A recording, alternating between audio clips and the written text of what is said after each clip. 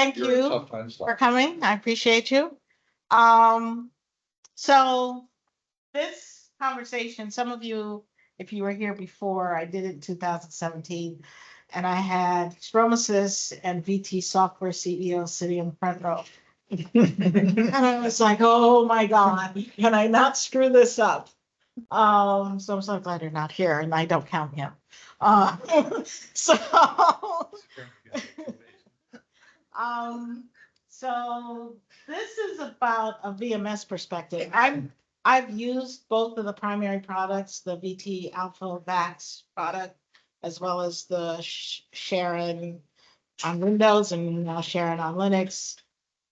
The emulation works, despite some people thinking it doesn't. But the emulation works. It works very well, and it works all the way back to 5.5.2, which is why customers have been able to stay on that hardware, whether they're running the Sharon product or they're running the VT Max product.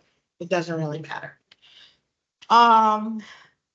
The focus here is really about how do you migrate without a whole lot of downtime, and that's been always my challenge. Is the customer says, oh, you can't take this offline, and I'm like, well, how do you expect me to move it, right? So, and the gotchas about how do we emulate that environment, and some of the things I've seen. So to begin with, we'll talk about. I'll do a little bit of introduction about me and why you still need your VMS platform and what choice do you have, and why emulate host processor versus emulated processor. What's, you've got some sort of VMS architecture you're running on versus an emulated processor you're going to run on. Talk about Windows versus VMS clustering. There is no such thing as Windows clustering.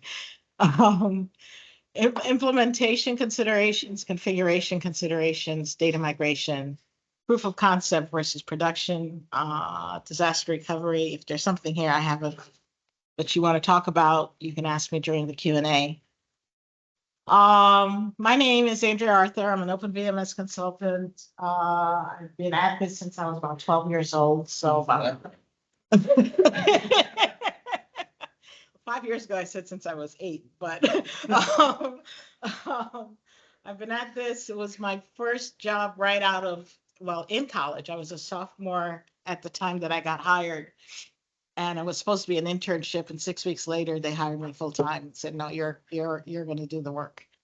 So I never got to finish, but I was learning way more in that manufacturing environment running OpenVMS than any school was going to teach me.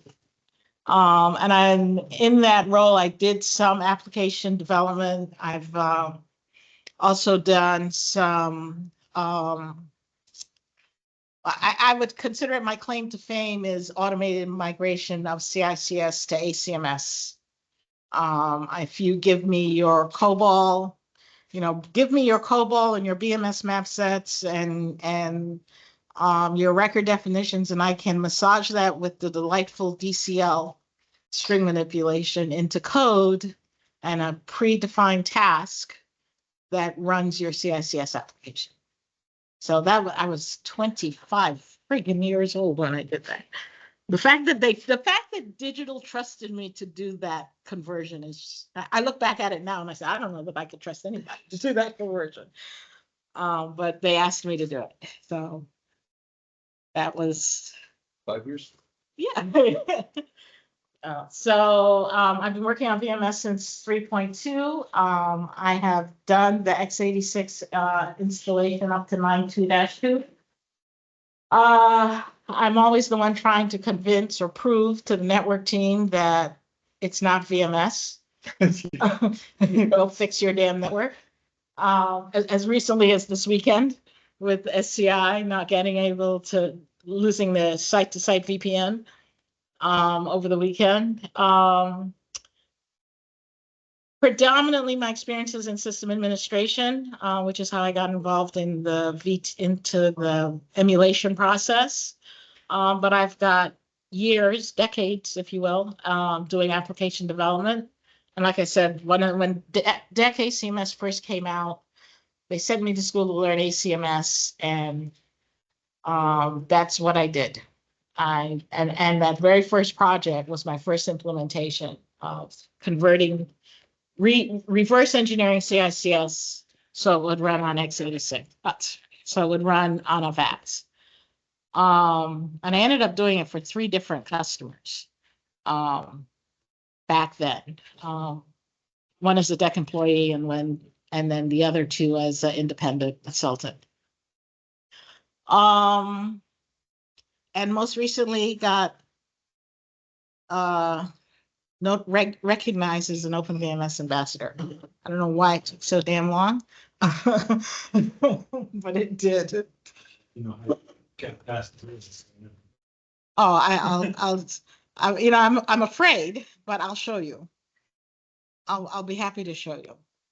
I'm the Jane of most, that's the extent of my fanciness. I'm the Jane of most things, OpenVMS, and the Jack of Master of none.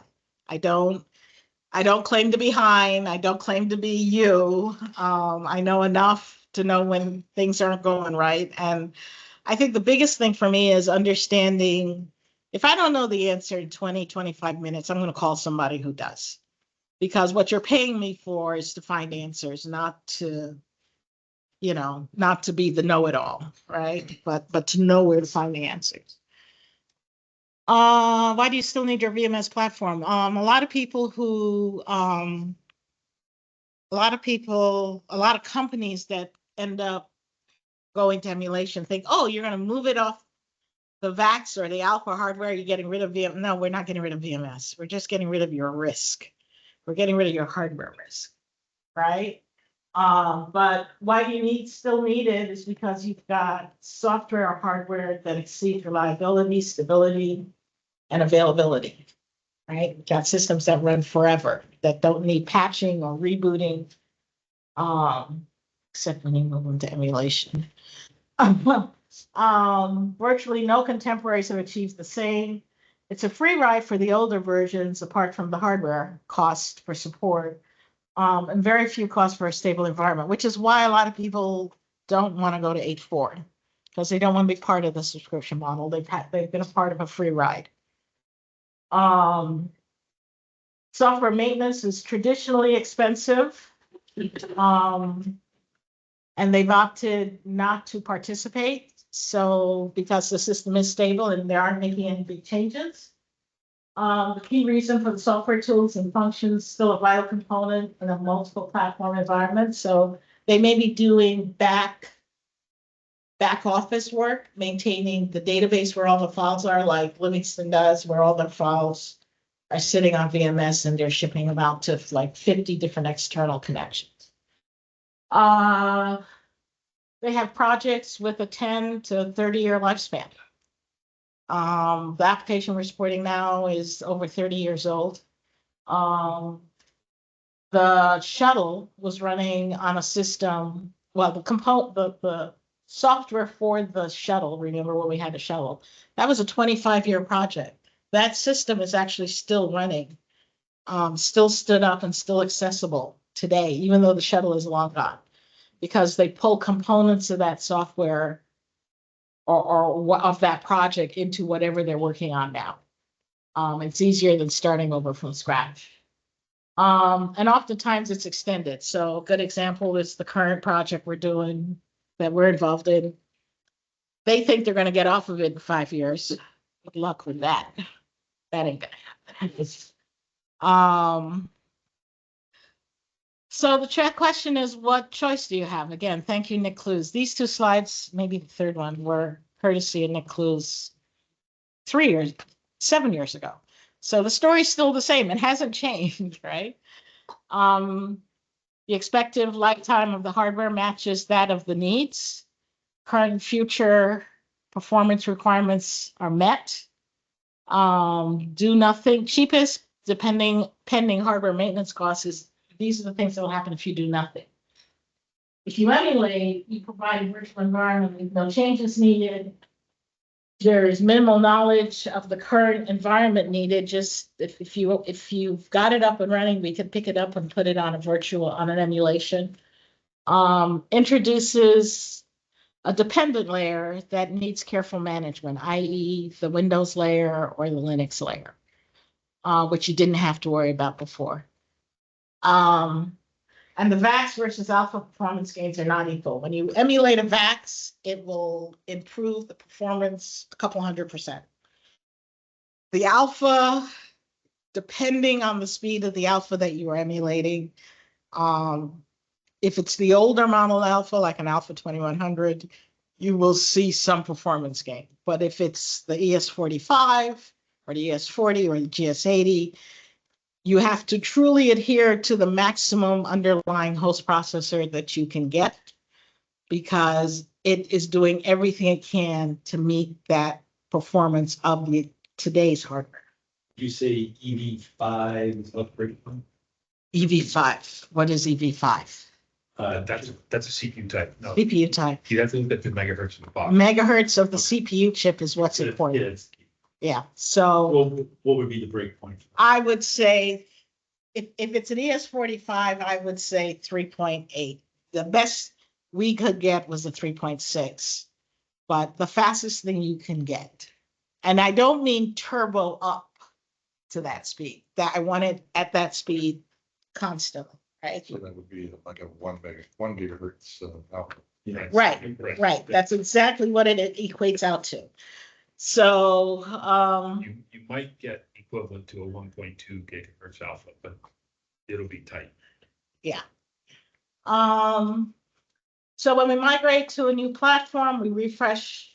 If they were to migrate without emulation to a new platform, they have to refresh the source code and obviously need knowledge of the source code and what it's doing and how it's doing it, to take advantage of the technology while retaining the function, potentially more effort in code standardization and testing if you were to migrate. And it's a costly investment in personnel, time, hardware, software, learning curve, all those things, right? So emulation just gives you the best bang for your buck. So if you can get to emulation, if you're on a VAX or an alpha, there's really no other place to go, right? Because chances are you're on the VAX or the alpha simply because you're running application code that you can no longer support, that no one knows anything about, or you're running layered products that are no longer available and you can't get from your 6.2 or your 5.5.2 or your 7.3 system to the 8.4 or to even x86, right?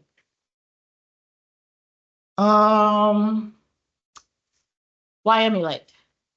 Frozen application versions. I'm not sure what it means by safety, software qualification, certification. And the only thing that I can think of is, and a good example would be Otis. Otis built elevators from 40 years ago.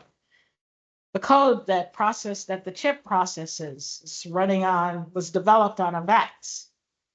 If they need to make a code change or they need to refresh the code or they want to pull it back, they have to go back to that VAX to pull it back so they can run that x86, that compiler, that compiler that they were running that built the source that they could download to the chip.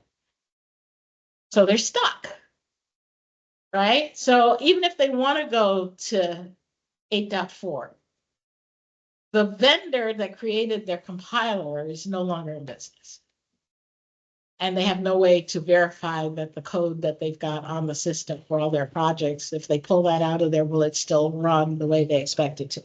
So a lot of them have code deployed that's still in commercial use, right? So that's why they're stuck. They can't go anywhere. Any new development they may do on newer hardware, newer platforms, but the stuff from hardware that's still running, I mean, it's the same issue Boeing has. I probably shouldn't say that. But any of those places that maintain code or projects that run on, that were deployed as underlying structures for commercial hardware, they still need the system to be able to get access to the original source. The environment's usually highly stable, unchanging. including interfaces to the outside world, except when they make firewall changes. Source code in some cases are long lost. All they have are the executables. And the guy that I know supporting United Technologies, they have one piece of code that they don't have any source code for, and they just have to let it run because they can't make any changes to it. Actually, we had to make one change when we emulated it, moved it to an emulator because it was running so fast. Fortunately, somebody was able to patch the executable and put in a 2-second wait. And he was able to do that. The versions that you're running are restricted to a particular version of hardware.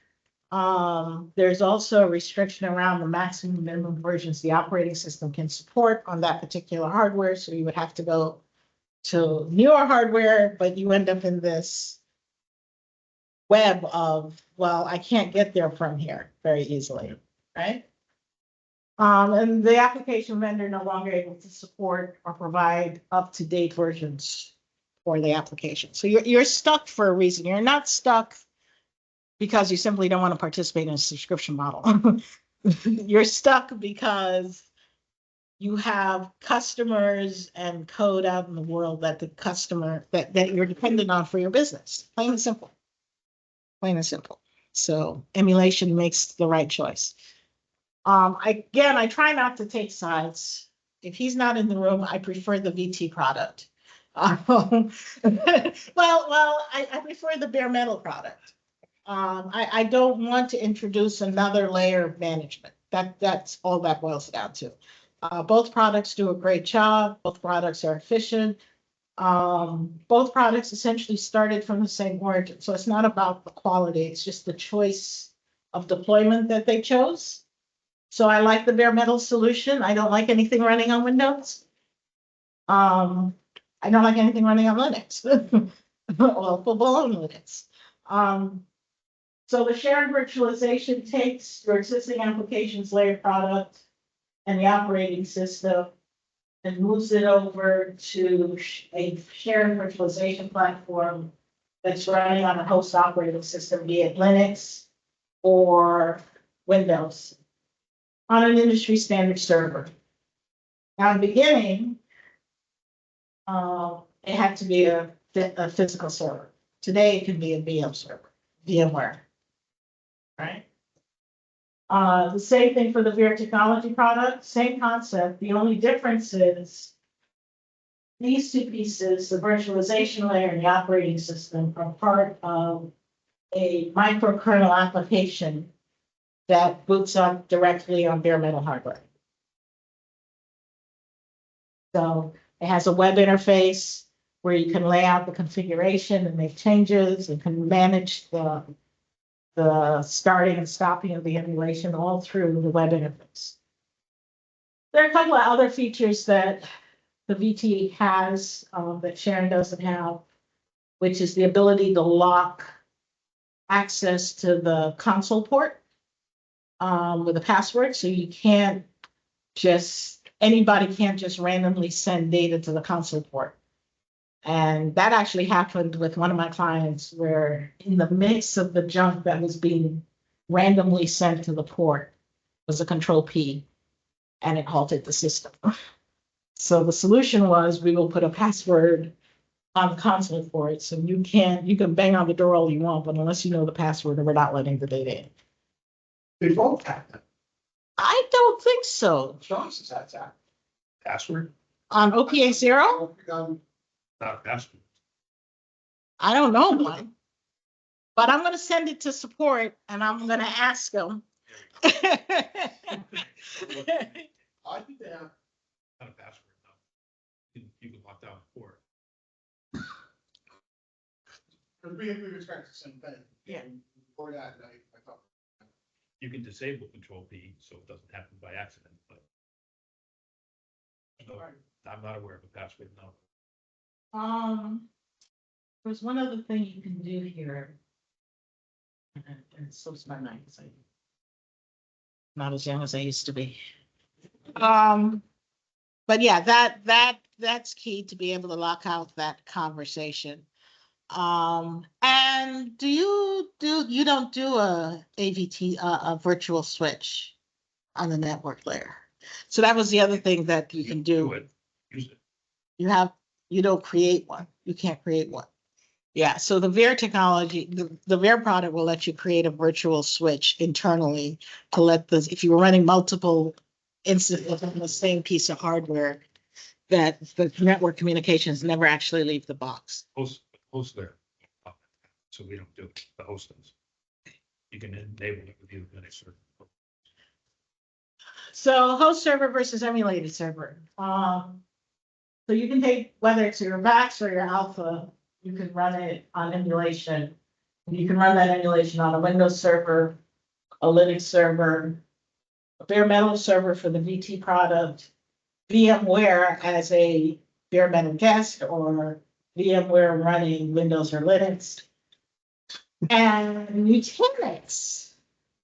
My current client, when I got there, they were 3 months shy of migrating to Sharon on Nutanix, and I was in panic mode. But for a lot, not because it was Nutanix, well, not only because it was Nutanix, because they were the first ones to ever do it, ever, across the globe. So we were breaking new ground. They had grossly undersized the machine. They went with their proof of concept model, which was a 3.1 gigahertz processor to run 4 ES45s. And I'm like, no, this isn't going to work. When Stromysys and BT, the VAR folks give you the specifications or the recommendations for the hardware, there's a reason. So they'll tell you the number of CPUs you need, which is usually the number of CPUs for your emulation for a VAX anyway. I should have put that in parentheses, plus one for the host. For the alphas, it's going to vary because you also need IO CPUs. So the number can double. What would you say? It's two We usually say 2 times the number of alpha processors plus 2. times the number of Yes. processors plus two, Yes. right? And I would argue even more, but at a minimum, right? 3.8 gigahertz or the best processor speed available. Now, when I did this 7 years ago, I think we could only get to like 3.2. So today you can get to 3.8. And I don't mean the turbo up, right? So some processors, we turbo up to, and that was the argument from this client was, well, yeah, it's 3.1, but it turbos up to 3.8. And I'm like, that doesn't help me. You're gonna shorten the life of the processor because it's always needs to be at that speed, right? So you don't want to do that. Why? Did you find that customers that use the VMware as their host actually are functional? Because I find that these. Yes, That's yes, they. low. Well, okay, so there are a bunch of things you need to do. Well, I should say a bunch, but there are a few things you need. So if they're running Linux on VMware, I think they'll have more success than Windows. Oh, that's a hands down. Recommend. One of the key things we did was we set CPU affinity to get around the hyperthreading. Okay. But you have to do it right. But you have to do it right. And in Linux, there's a tops command or a top command that will show you what's running on the system. And if you hit the number 1, it'll show you how the CPUs are being utilized. And so you can see there where the CPU utilization is for the processors. If the emulation is not running, then it doesn't look like anything. It looks like nothing's running because nothing is running. So you need to start the emulation and then look to see what's going on. We found there were also problems communicating PICs. All sorts of incompatibilities. Well, I think it depends on the driver. And admittedly, it might have been ignorance on my part. Yeah, yeah. But, we've had nightmares trying to work with VMware. Yeah, no, we All got doesn't it. work. No, there's some. We got it to work, but there's some things you need to do. We're there for key. It's doable, which is why I made it to the list. Okay, fair enough. The VT product will not support Nutanix. They've not agreed to do that, and they will let you do VMware, but it's not recommended. Partly because you don't have a full-on operating system that you got commands that you can make, change things about. You can't set CPU affinity on because it's a web interface. They'd have to develop that into their web interface for you to be able to do it. Right. So I wouldn't run the VT product. I would run VT bare metal product, period. Right. But yes, turning off promiscuous mode, disabling hyperthreading, those things are important.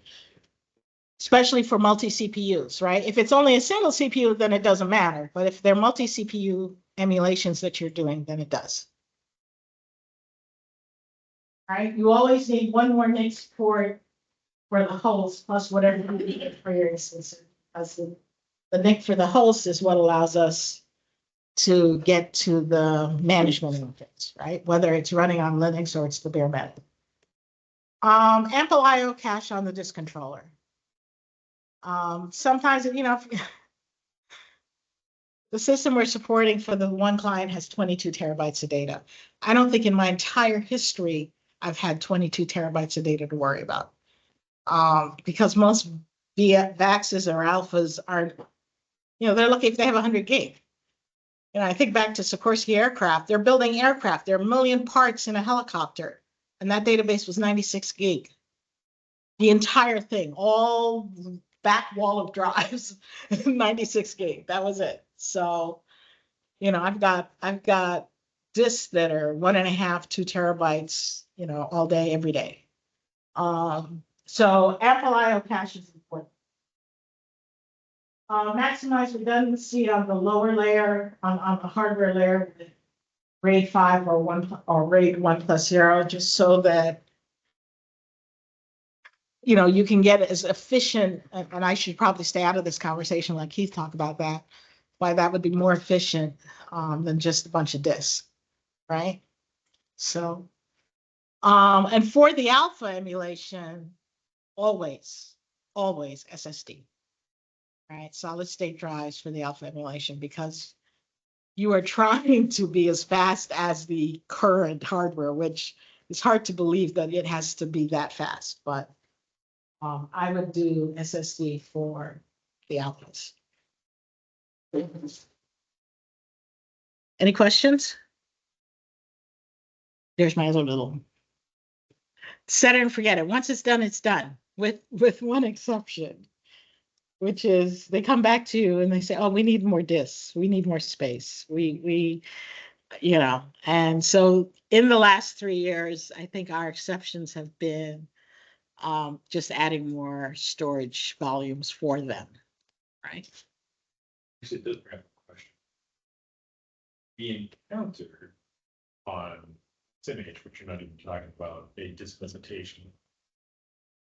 Most of the other ones seem to have about 128 as the maximum number of disks you can have.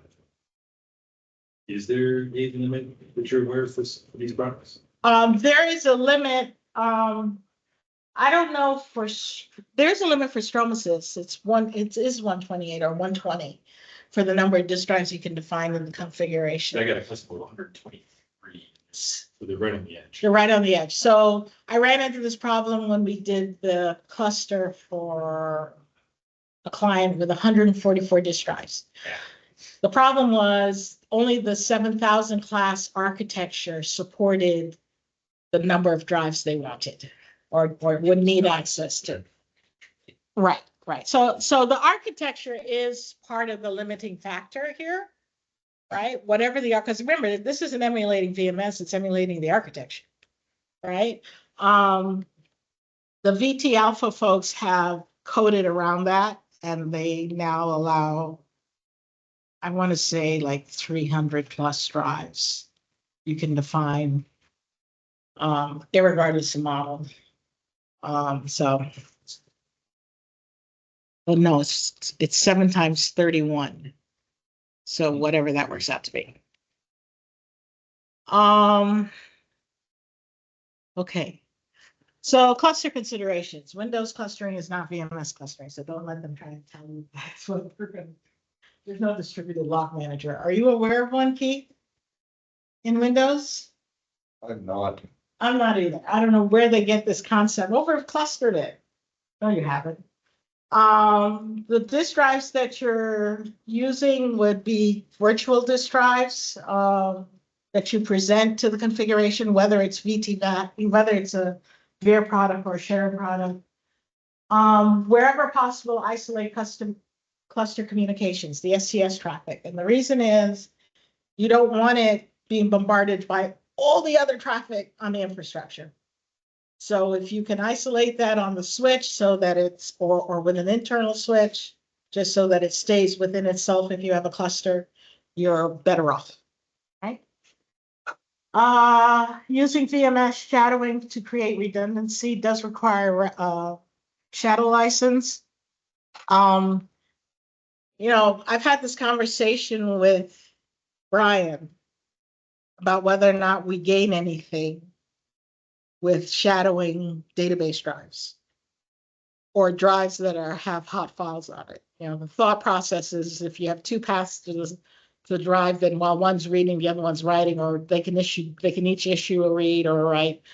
I'm not sure how much that plays into, especially the Nutanix hardware, how that plays into the situation or VMware situation, whether or not shadowing buys you anything. We are about to, with that site that I said has, the current site, we've got 108 drives, I think, and about 30 of them are shadowed with 2 members. They are shadowed with 2 members on the same virtual controller. We are going to separate them and shadow them on 2 different controllers, or present the drives on 2 different controllers, even though the pool is the same.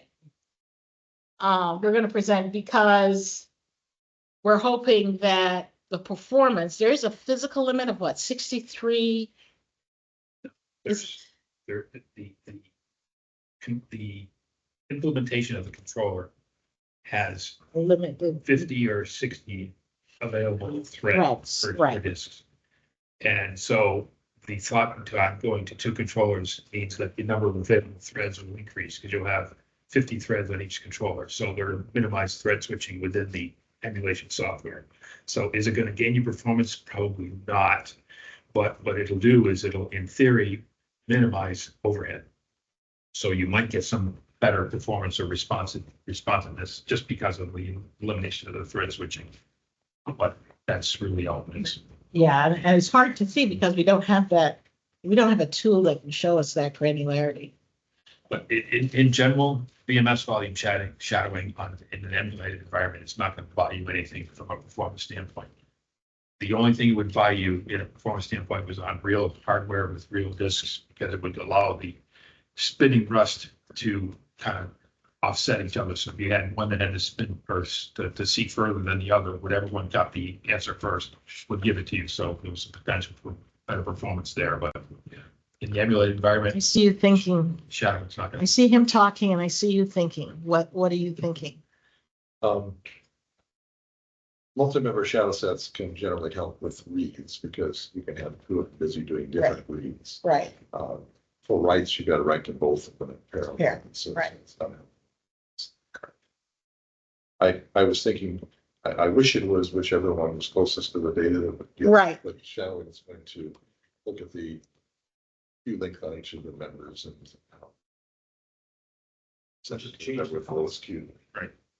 Just change the what? the cost, The cost? the field you can set on the device. If you know the one's going to be faster all the time, then you Yeah. can change the read cost. Yeah. I was just thinking in terms of a single site. Fair enough. But realistically, in a generic case, I don't think that with an emulated environment, I don't think it's going to buy you. If you had a huge number of just reads, maybe sending them to different disks. Well, maybe, yeah. Then you have to. See, but here's the challenge. The Nutanix hardware, well, in the case of the Nutanix hardware, I'll be able to say, it's all a big No, field. It's a big pool of blocks. It's a big pool of blocks and you just, this is Device behind it. It's, This, years of SSD. this is all SSDs. Oh, okay, so you don't have a seek time and rotational latency at Right. least. Right. So, and again, for an Alpha, I would always, hands down, it's got to be solid state drives, no questions. If you have physical tape drives on the current hardware, make sure you configure to the virtual hardware. I don't know why they think, I've had too many times when they've done the migration and whoever did it, not me, didn't include the tape drives. Tape drives don't cost you anything. They're virtual, they're free. Right? So, and the functionality in the emulation is they work just like a physical tape drive. They have a limit of a terabyte. And that's all you got. Okay? But they're free and you can create as many of them as you need or want. You can create one for every day of the week, you can create one for every day of the month. You know, they're free. Right? And sadly, they work the way tape drives work. So even if you wrote to solid state, it still walks from the beginning all the way down to the end. The one thing I hate is that in all these years, the backup command, if you do a backup and you select a particular file and you tell the backup command to retrieve that file, it retrieves that file. And like it's OCD, it just keeps walking the disk, the tape, the virtual tape file. I'm like, it's in alphabetical order. You're not going to find another directory with that name and that file again. So I've actually written code that gets the file restored, sees that the file is restored and kills the job, because otherwise it would run for another hour before it tells me it's done. That's stupid. It just drives me nuts. It was something so easy they could have fixed with the backup utility, but I guess not enough people complained about it. Know what your network requirements are. You need DevNet. If in emulating your platform, you're moving it to a different campus, do you need DevNet? And how are you going to solve that problem? Right? You can do DevNet over IP. That does work. Because in most cases, companies aren't willing to route DirectNet and LAT and MOP over the WAN. So you need to figure that out. Well, that and the dual MAC address that you gotta run. Right. Do you have any serial devices? Sometimes they don't know. Sometimes they don't know that they're talking to RF readers that are connected to a terminal server somewhere out there. Do you have any TT devices? Lantronix makes a serial over IP adapter that works just fine. So if you need TT devices, and also having access to TT devices is also dependent on your architecture of whatever it is you're emulating. So in our case, we had 46620s, and they all had terminal connections to the back of them. I think it was the 6620s or the 6000 series. We ended up emulating two of the machines as 7000s because that's the very comparable product, is they do the 7000 emulation. And that allowed us to have, no, I got that backwards. We ended up doing 4000 emulation to get the TX device interface that we could then assign to a port to the emulation. So not all the VACs, especially the VACs, and I guess the alphas too, they didn't all have a serial interface. So if you need a serial connection, you need to figure that out. The solution is the Lantronix device will give you that serial over IP.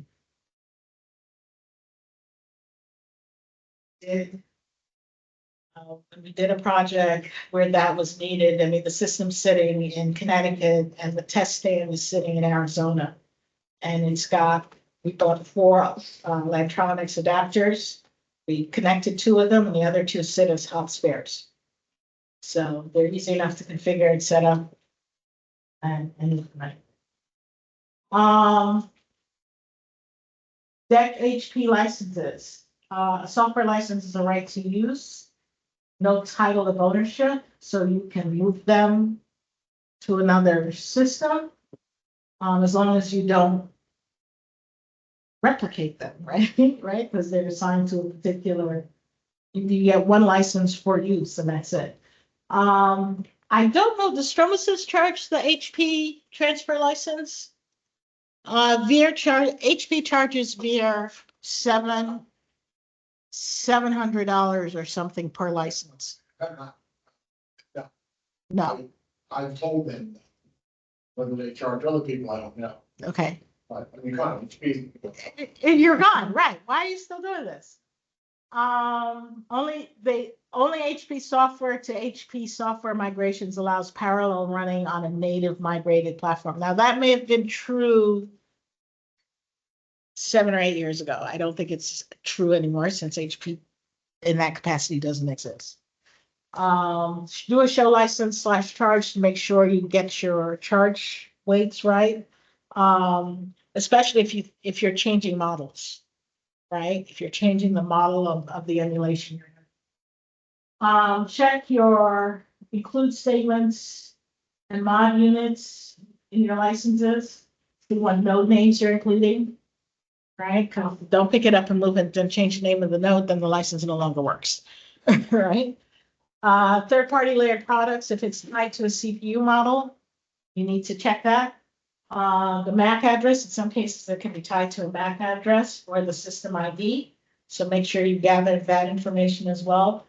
And most third parties, if still in business, will charge a rehosting fee, particularly with long canceled maintenance agreements. Most of them don't even exist anymore. Correct. I think you can get away with it. VMS backups and restores. Configure a bucket disk to hold the save sets. So whatever version of VMS you're running, whatever size, whatever the maximum size of the disk drive they can hold. If you're stuck with a 552 system or even I think 6.2, create a bound volume set. Create something big enough to hold all your backups.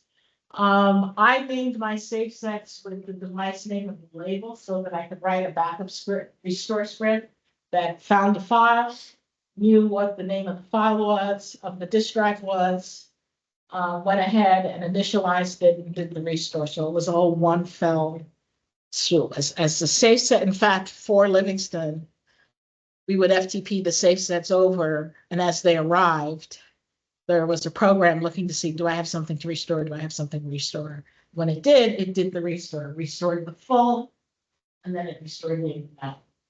Make sure that you do a backup /ms/ignore equals no backup. Because people may have files out there that they didn't want you to back up. And then when you migrated, their files were gone, and they yell at you because you didn't bring all my files up. Well, you marked them no backup. You knew we were migrating. So I just automatically do no backup. Use physical device names.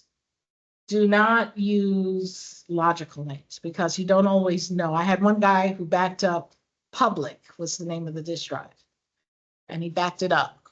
And it was actually a logical name that pointed to DKA 42 :bracket U dot bracket. And he had one too many subdirectories that took him beyond the limit for ODS2. And he couldn't restore that lower layer. And he was stuck. I said, well, this is why we back up physical drives, not logical. Recovering safe set file characteristics after you FTP. So if you're FTPing the safe sets over and they're not going directly to VMS, but they're going to land on a Windows box. I haven't seen it with Linux, but it's true there too. It can screw up the blocking structure. Primarily because FTP only is 5. Right. So when you bring it back, you need to adjust the the characteristics of the file, so the record length is right. I have a script that does that. Node names, temporary or permanent. If you're running in parallel, make your choice. I tend to leave the system names the same because there are lots of things that are dependent that are running that want to know the node name. But what I'll change is the IP name so that I know where I'm going to, right? One of the biggest complaints when I do a migration is they can't tell whether they're on the physical machine or the virtual machine. I said, well, that was the goal. That was the goal. Memory is free. Maximize it wherever you can.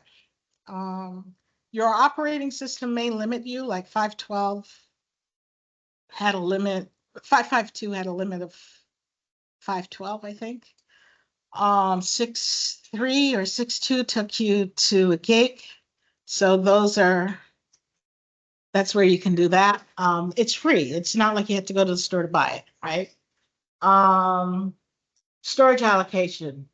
Maximize your disk drives if possible. So that's really when I did this 7 years ago, it was about taking 4 gig drives to 7.4 or 7.8, whatever the maximum was for 552. But also for later versions, if you could get to 16 or 32 gig, go for it because space is cheap at that point. And it's a virtual disk, so make it as big as you can. You don't want to have to go back again and do this.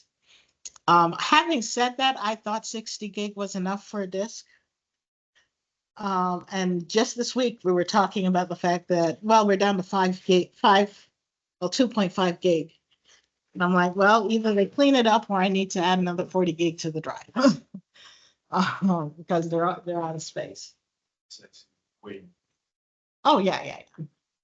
Well, no, you have to understand that is one of like 30 drives. And you know, yeah, right. Yeah. So there's the production system has like 15 drives that are 1.5 terabytes each. And we fight about space. Why are we having this conversation? Virtual tapes, always include virtual tapes, even if they say, no, we don't need it.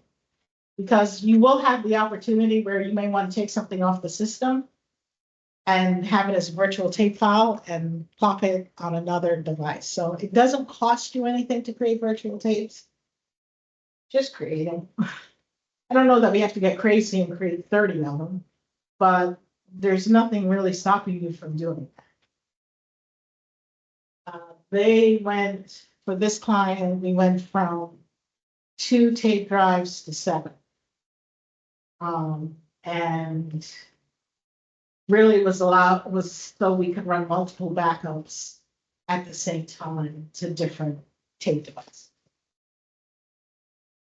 Network personality info, make sure you identify the ILO IP address, if there is one, the host, and then the VMS guest IP addresses.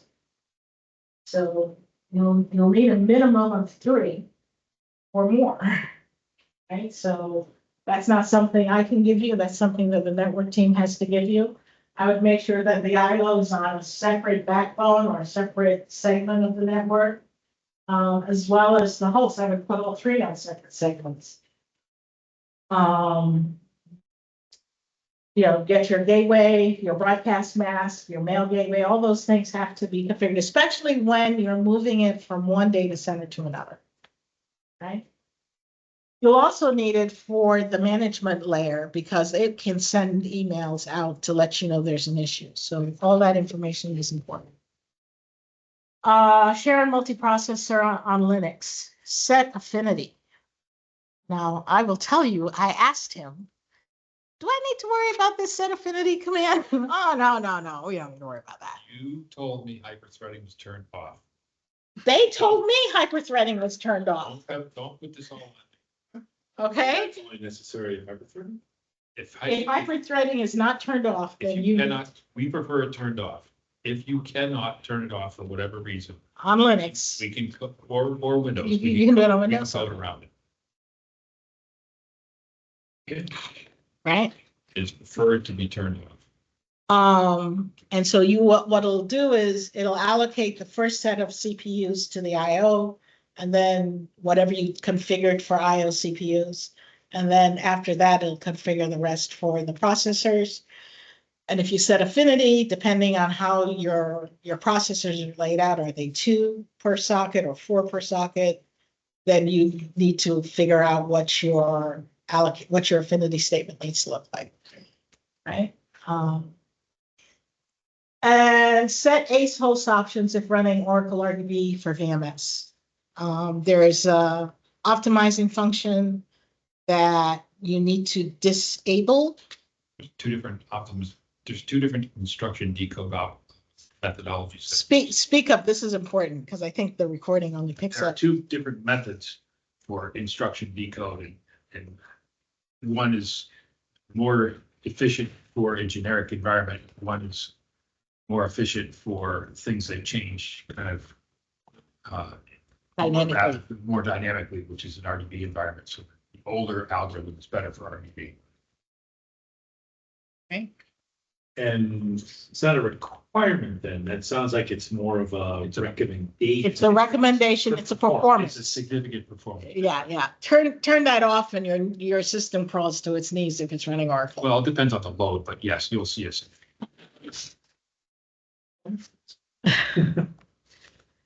Proof of concept versus production. Proof of concept. One of the things that when I got to this client, they had done was they tried to roll their proof of concept into production. And one of the things that happened was they had 25 disk drives that were shadowed, and in the proof of concept, they were single member disk drives, and everything worked fine. And when I got there, I said, well, production is 2-member shadow sets. You only have single member shadow sets here. You've only defined half the drives. And I said, it's only important if you're dropping the second member and doing backups off the second member. If not, you're fine. Oh no, we dropped the second member today. I said, oh, well, then we have a problem. You do not have enough disk space. You do not have enough disk storage. So we needed to make sure that when you do your proof of concept, do not take that to production unless you matched it explicitly. Are you running your proof of concept in parallel? Make sure you have 2 IP addresses, right? Different IP addresses. Are you running your proof of concept with DECnet? Make sure you have 2 different DECnet worlds. Duration. The key with duration is proof of concept. Sharon NVT will give you a loaner license for 30 days, right? Tell them they've got 20. Because no matter how many days you give them, they will wait till the last 72 hours. Okay, without fail, without friggin' fail, right? And you keep asking for a test plan. What's your test plan? What's your test plan? And, keep it short. Keep it short and say the license is going to expire. I know that if I go begging, I can get another copy, but because of course they want the sale. But there's no point in getting another license if you're not willing to do the work. From a system administration perspective, we need to make the network personality changes to allow them to coexist, especially if they're in the same campus. Verify all the drives are mounted. Verify all the printers are working via IP or serial. And again, if they're serial printers and they have to be serial printers, again, introduce the Lantronix solution. Make sure all your batch queues are there. This is one of the reasons not for changing node names. If you can keep the node names the same, keep them the same. Test backup and restore procedures. It's not enough to say the backups are done or the backups worked in emulation in your proof of concept, but that the restore worked as well. Virtualize, verify tape functionality. So if you already have a backup script, run the backup script. Don't reinvent the wheel, which is why I said create the tape drives you had before. Now, invariably, the tape drives are MKA devices, and you may have had MUA devices. So I would do a logical wrap. I would create a logical name called MUA 100, that translated to MKA0, right? So that I wouldn't have to go through and make any of those changes, right? Make those logicals defined in executive mode and terminal so that it knows, you know, it'll always find the right paper. And check all your licenses have loaded, right? The ones that don't load because your MAC address changed, your SID ID changed. You know, those are the reasons. Your host name changed, right? So check that all your licenses are available. Am I running out of time? I'm running out of time. The user responsibilities are to identify and document critical services and functionality, do their application testing, check their remote connections for IP, serial, RF devices, whatever it is they're doing, establish benchmarks and response expectations. So we got a lot of it's slow, or actually we had one gal who said, oh, it's wicked fast. Well, yeah, you're the only damn user on the system. Of course it's wicked fast. So qualify that, right? We just had an application go live, and it was an example that James Preciado mentioned about Windows programmers not knowing that more than one person can access a file at a time. And the situation was the file was locked by another user. Like, okay, guys. Determine data refresh requirements, if any. So if you've got a proof of concept and you're going to be up for so many days, how often do you need to refresh the data in the proof of concept environment? So determine if that's needed. Verify media access functionality. Can you get to the Windows NFS share? Can you get to the USB drive if you need to? Those kinds of things. And set up your go, no go criteria. At what point do you decide to go with the emulation or not go? What are your key factors?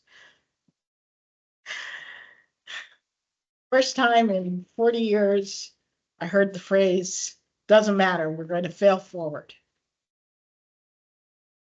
Doesn't matter if you fail forward sliding across your belly on your face, but fail forward is a tough role to play, right? So get your go, no go criteria straight. What is it? What are you willing to lose in this migration, right? If you aren't prepared enough, if you haven't done enough testing. Emulation license support. When you get your bill for emulation license support, it's about supporting the license, right? It's about all the changes that can happen in your environment and making sure you get the latest version of software available for you. That is separate to VMS support. I know. I'm on my last slide. 2 more slides. DR license is limited to 720 hours. The cost, it's a percentage of the cost of the primary license and only available with the purchase of support. Right? There I am. It's his fault I'm late. I should blame Jeff for that. Thank you, Brad. Thank you.